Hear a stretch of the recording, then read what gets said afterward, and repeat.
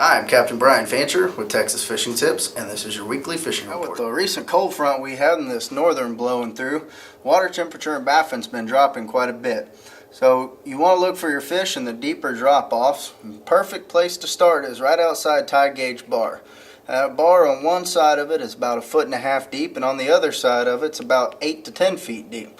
So kind of hover up here on the edge of the drop-off, and if you can get yourself some live shrimp, throw them out there on the bottom, and that's your best way to find redfish and drum schooling the edge of this drop-off right here.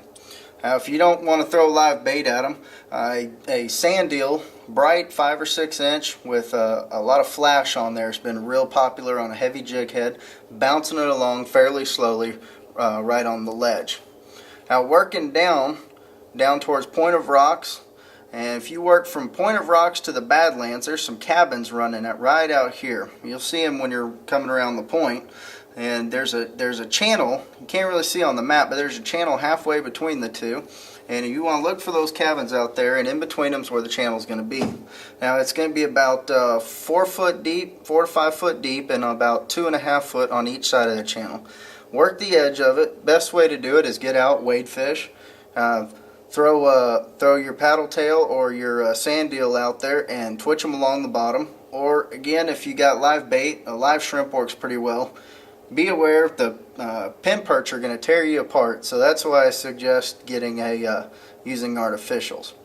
Now, if you keep moving just a little further towards the east in the Badlands area, with the northeast wind we've had, now it's going to switch back around, but with the northeast wind right now, it's kind of blowing across here. And what you want to do is set up a nice drift where you can cover these rocks. A gulp under a popping cork is working excellent. Nuclear chicken is probably my favorite color right now. And just pop it along right across those rocks. I'm on fire right now for redfish. The west side of it, that grass line is still your best bet. Work between the cut in there at the airplane wing at about marker 4 between marker 2. And working that whole west side, and that's where you're going to find your reds. They're going to be running that grass line. They're going to be in about 1.5 feet of water, and then they'll drop off, and as the day progresses, they'll come back up. Early in the mornings, look for them deep in the water, and then as the sun comes up, look for them to start moving up on these flats. If you can see, there's some sand flats right off the edge of the ditch here, and that's where, as the sun heats up that sand, that's where you're going to start finding those reds schooling up and chasing mullet up there. So I like to get out and walk those flats in the afternoon, throwing a gold spoon at them or a topwater.